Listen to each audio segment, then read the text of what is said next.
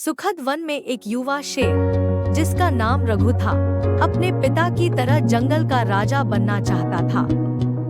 रघु के पिता शेर सिंह जंगल के राजा थे और पूरे वन में उनकी बहुत इज्जत थी। रघु ने ठान लिया था कि वह अपने पिता की तरह एक दिन जंगल की रक्षा करेगा और सभी जानवरों के बीच न्याय बनाए रखेगा। एक दिन जंगल में अचानक एक नया खतरा मंडराने लगा।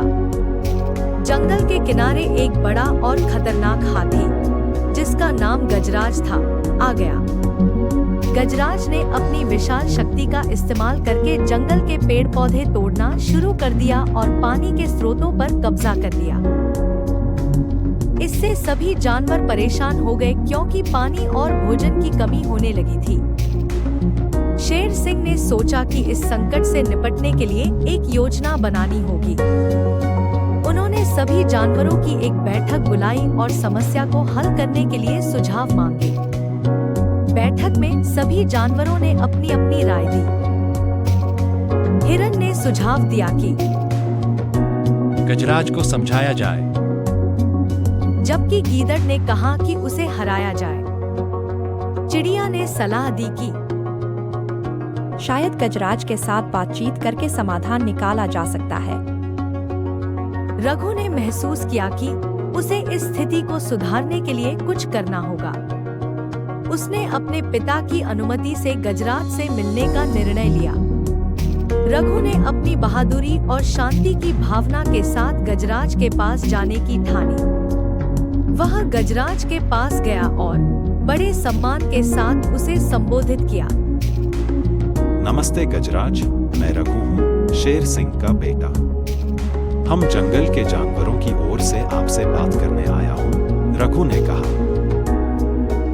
गजराज ने रघु की बातों को सुना और उसके शालीन व्यवहार से प्रभावित हुआ। रघु ने गजराज को बताया कि उसके कारण जंगल के अन्य जानवरों को परेशानियों का सामना करना पड़ रहा है और वे इस स्थिति को बदलने की कोशिश कर रहे हैं। गजराज ने गहरी सांस ली और कहा, मैं समझता हूँ कि मेरा आना जंगल के लिए समस्या बन गया है। मैं केवल अपने लिए पानी और भोजन की तलाश में आया था, लेकिन मुझे नहीं पता था कि इससे इतने सारे जानवर प्रभावित होंगे। रघु ने गजराज से निवेदन किया कि वह जंगल के पेड़ों और पानी के स्रोतों को नुकसान पहुंचाना बंद कर दे और अन्य समाधान खोजे। गजराज ने रघु की बात मान ली और उसने जंगल के पेड़ पौधे और पानी के स्रोतों को नुकसान पहुंचाना बंद कर दिया। इसके बदले गजराज ने जंगल के अन्य क्षेत्रों में भोजन की खोज शुरू की और अपनी विशाल शक्ति का उपयोग जंगल को नुकसान पहुंचाने के बजाय उसकी रक्षा में करने का निर्णय लिया।